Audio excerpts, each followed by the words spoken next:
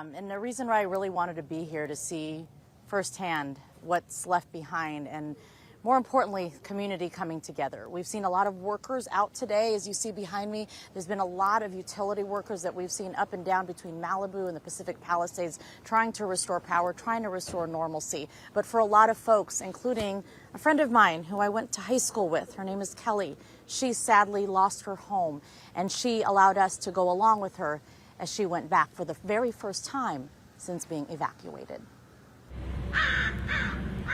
So this is our home, or was our home. This is the first time Kelly has been back to her Malibu home Nothing survived. since she evacuated 1 week ago today. You could see flames on that hillside. She's been in this predicament before. Living in the hills, Kelly says they're used to being evacuated a couple of times a year. This threat has always been here, Yeah. but it has never succeeded. I just assumed they'd come in with a tanker and put it out, and that would be that, just like they do every other time. She grabbed some things so she could keep working, a few photos just in case. Her teen son wasn't home at the time, so it was just Kelly and her cat. They made it down the hill, and that would be the last time she would set foot in her dream home.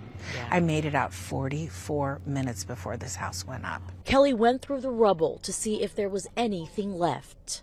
Oh my gosh, oh my gosh. It looks like some of it might have survived. But Kelly is as resilient as they come and says the fire has taught her the most valuable lesson of what is truly important. The things that made and filled this house is not life.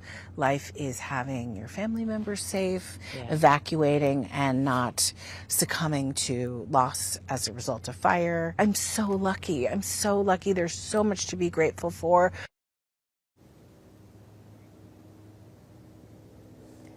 Kelly is a very private person, so we're grateful that she allowed us to come along and to share her thoughts as she was seeing, again, her home reduced to rubble for the very first time since she left a week ago.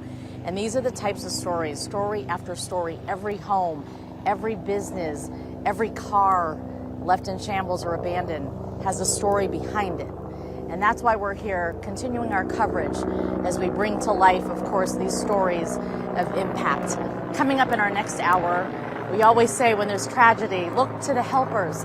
And there are a lot of them. In our 5 o'clock hour, we're going to meet an Arizona doctor who has come here. He's been here since Friday, making a difference, helping firefighters de-stress, reset, so they could go back out on the front line. So that's coming up in our 5 o'clock hour, guys.